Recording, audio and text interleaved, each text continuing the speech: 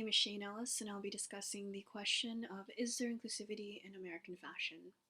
Approaching this project, I was curious about the relationship between fashion and identity and how societal trends tend to reflect that in our fashion choices.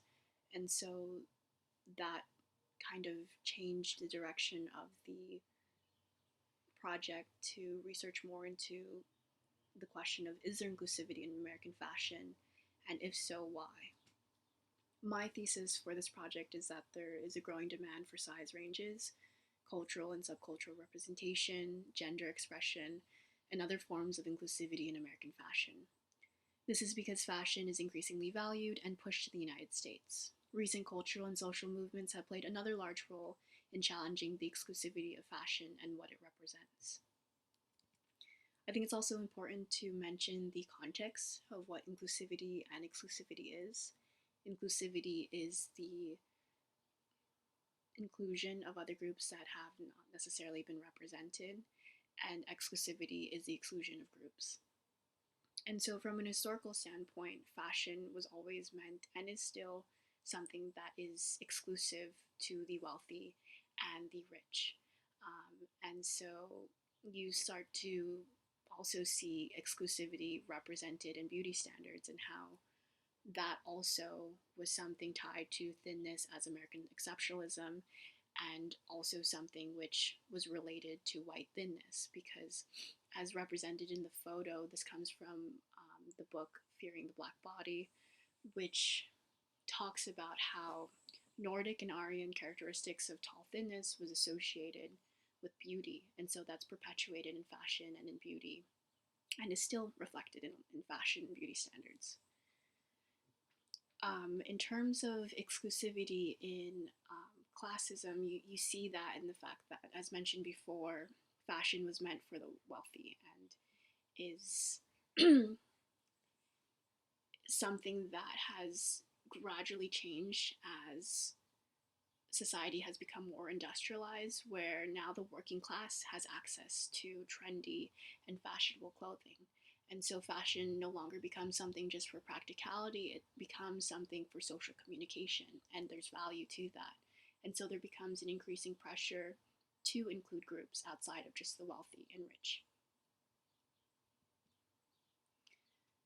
We also now today see more cultural and social movements like body positivity movement, which is reflected in the photo of Ashley Graham, who is a former plus size model who also was a huge representation for the movement.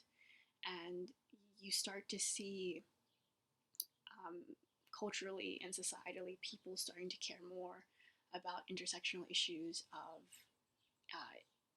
inclusivity, of representing different body sizes, representing different cultural and ethnic backgrounds. And you also see, like, for instance, in Black Lives Matter movement, where people want more representation of Black bodies. And so with that, there is a push culturally and collectively for the fashion industry to represent diverse bodies and to create that inclusivity that we have not had historically or lacked historically. And so you start to see the fashion industry catering to that.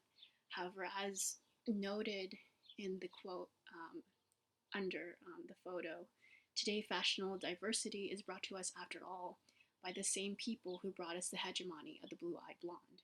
And so that kind of represents how, even though we are seeing more representation of diverse bodies, of diverse frames, sizes, ethnic backgrounds, even gender expression, it's still in something that is within the bubble of the hegemonic ideals. And so one of the things that I did as part of research for this project was conducting a survey. And I had 20 participants who were able to give me some of their insights into fashion inclusivity.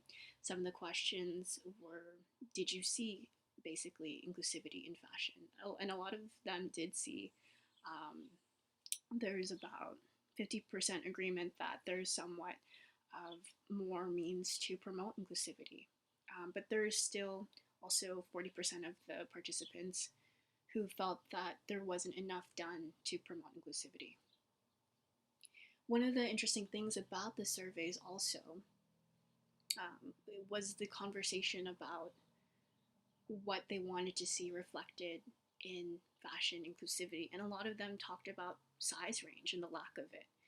And that's interesting because it relates back to the research done of thinness as American exceptionalism. How you still start to see the thinness and the whiteness, the white beauty standards still reflected in our fashion. And so another part of the research that I did was going to different American apparel stores to kind of see what was represented in the fashion choices that we had. And all of the stores that I went to, which was places like Forever 21, this one was Hollister, American Eagle, Hollister, a store literally called Slender Bodies, and this was Torrid, which was the only plus size store that I was able to access at the mall that I went to. And even then, you see imagery or language like bombshell skinny, slim and skinny jeans, slender bodies. And so you still see that continuation of white thinness reflected. And I love this quote that I got from one of the participants in the survey because I think it's such a concise and accurate way of viewing what I found in this research, which is that we see now that these sort of models still have to fit a mold of being fat, but not too fat, colorism, and expressing their gender in a way that's palatable and trendy. So even though we're seeing more representation, it's still within the hegemonic ideals that's palatable, within what's still, and by palatable, what they really mean is it within the standards of hegemonic ideals of white beauty.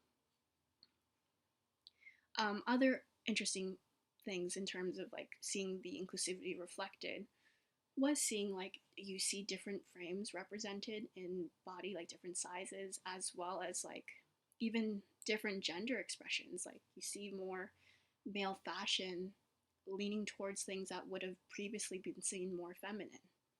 You see different representations of bodies here as well. And so another part of the survey research was looking at participant perspectives. And so one of the comments was that you see a lot of forced and performative things in fashion.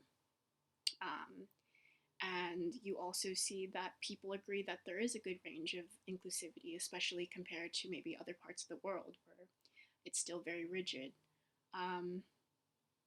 But then you see the continuation of like the actual sizes of the clothes are not equally available for all. You see that most of the times you'll have to directly look for plus size fashion because it's not available, whereas smaller fitting clothing is for the general public, or tall clothing.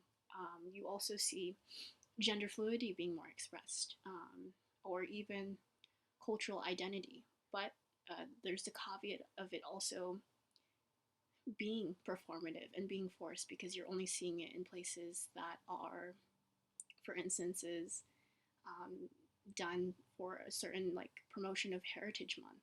It's not something that's consistent or normative. It's something that is only done to cater to the public enough.